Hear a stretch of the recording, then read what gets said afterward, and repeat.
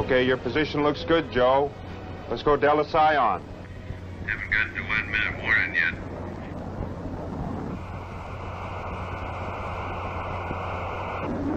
One minute. Delta Sci. Push to test. Wrong side showing. Prime. Igniter ready light. Pre-cool on. Igniter idle. 20 seconds to launch. Everything checks here. Your position is good, Joe. Pump idle. Good pump. Good igniter. Ready to launch now. Good light. Okay.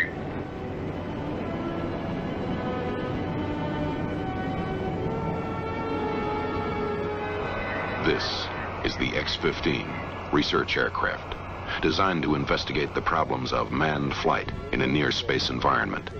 Altitudes up to 50 miles, speeds up to Mach 6.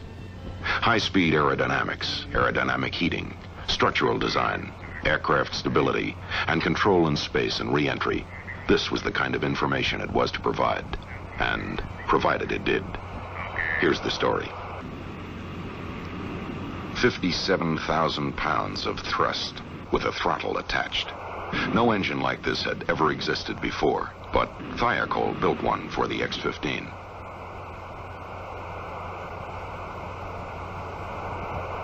Now, what kind of airframe could be designed to carry such an engine? The X-15 was designed and built to take the stresses encountered at hypersonic speeds, to go to extreme high altitude and to beat the heat, survive the extreme high temperatures that build up on the wing, fuselage, and tail during the re-entry to the Earth's atmosphere. The engineering research contribution we made at North American Aviation to the X-15 project was to take NASA's proposal to build this aircraft and to find out how they could be met. Harrison Storms. He was in charge of the X-15 program at North American Aviation. The X-15 and its B-52 launch aircraft were ready. North American test pilot Scott Crossfield was ready. Step by step, the X-15 research project had moved to this important event. Now, the first of 3 X-15s was about to begin a series of test flights. The schedule called for an orderly progression of tests. In the first flights, the X-15 would remain attached to the B-52. Then a glide flight would be tried. Only then would powered flight be attempted.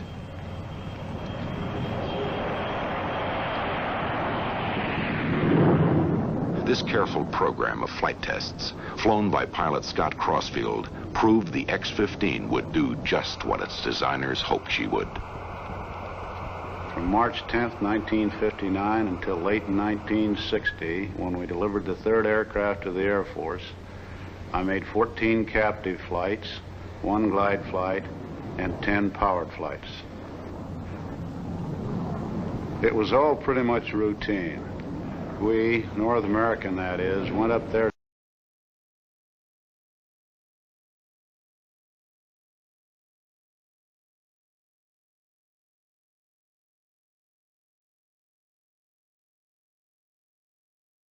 to check out the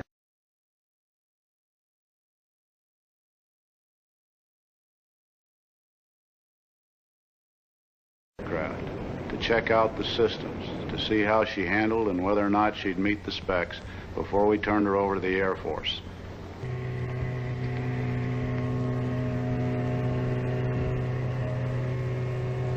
The pilot also goes through what is called trouble school, where failure of one or more of the X-15's major systems is simulated. Again, his reaction is monitored.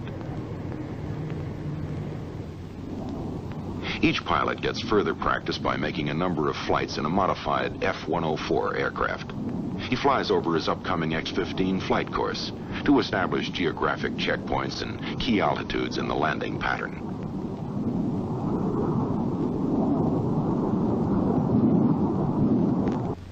The range consists of a master station at Edwards and radar stations at Ely, Nevada and at Beatty. The flight corridor is 50 miles wide, and it contains a number of dry lake beds where emergency landings can be made. Two kinds of powered flights are made over the high range. One, a ballistic type, high-altitude run up to and even above 250,000 feet. And two, a high-speed run made at a lower altitude, usually 60 to 70,000 feet. During his practice flights in the F-104, the pilot must also familiarize himself with the timing and positioning for an X-15 landing at both primary and alternate landing sites. And he makes practice landings using predetermined settings that can simulate the low lift drag ratio of the X-15. Nothing is left to chance, in the air or on the ground. These precautions paid off during the following flight, when the pilot realized he could only get 30% power, and that consequently he would have to make an emergency landing at Mud Lake. Ready to launch. 5, 4, 3, 2, 1. That's a good light. That's a good light.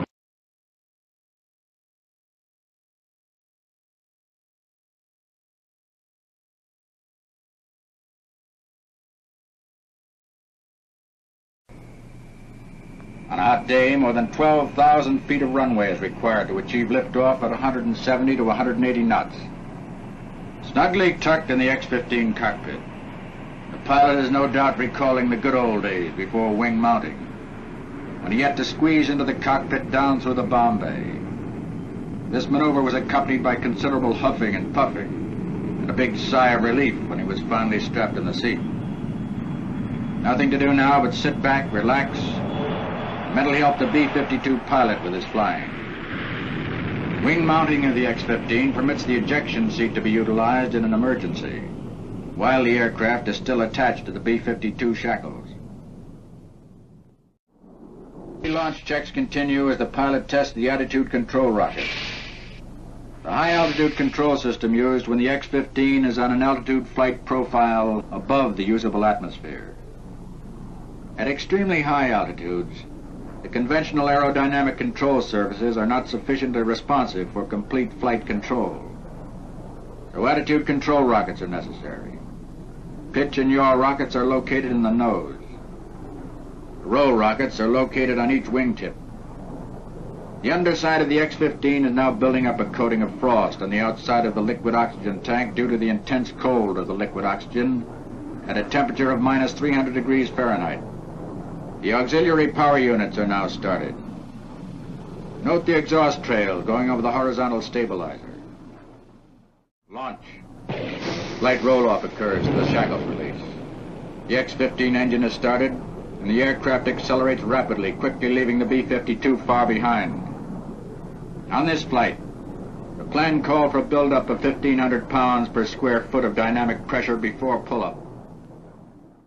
Again the launch. Photographed by X-15 camera number 1.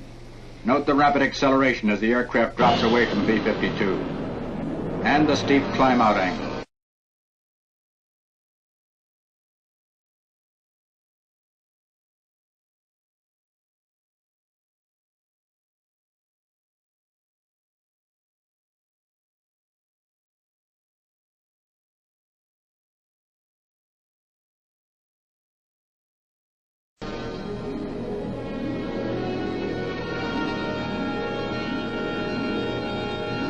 Speed brakes are extended to permit longer burning time of the engine propellants and provide added aircraft stability during re-entry.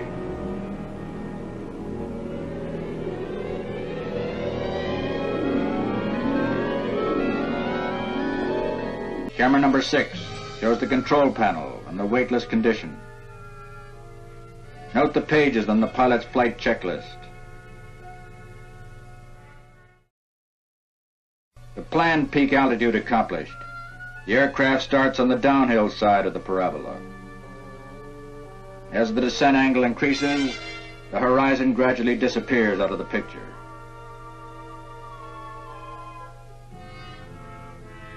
Now the pull-out to level flight. and the horizon once again is seen behind the tail of the aircraft.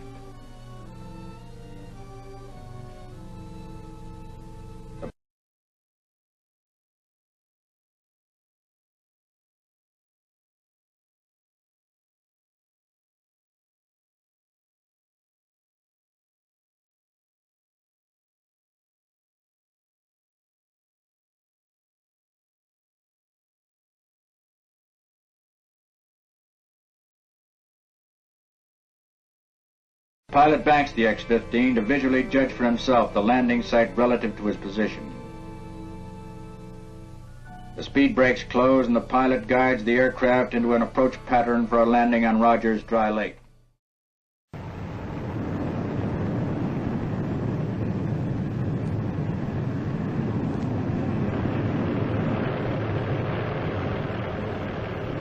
The X-15 research project has long since achieved its original goals. The aircraft has been flown successfully more than 120 times, and although setting new records wasn't its purpose, it has set a few along the way. Altitude, 67 miles. Speed, Mach 6, 4,104 miles an hour, the highest and fastest a winged aircraft has ever flown.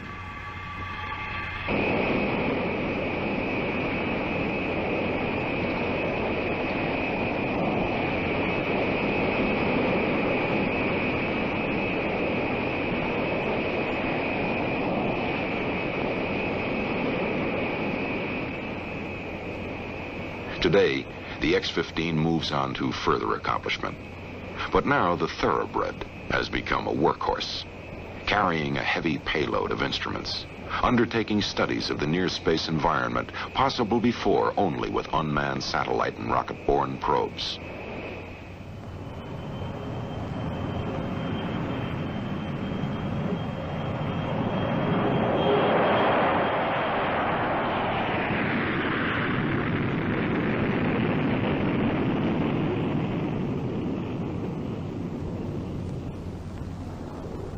There are many people who should share the credit for the continuing success of the X-15 research project. But perhaps they will understand if we seem to focus on those who have actually flown the many research aircraft since the X-1. By saluting these courageous men, we also pay homage to all the others who have helped us move step by step, deeper and deeper, into the unknown outskirts of space.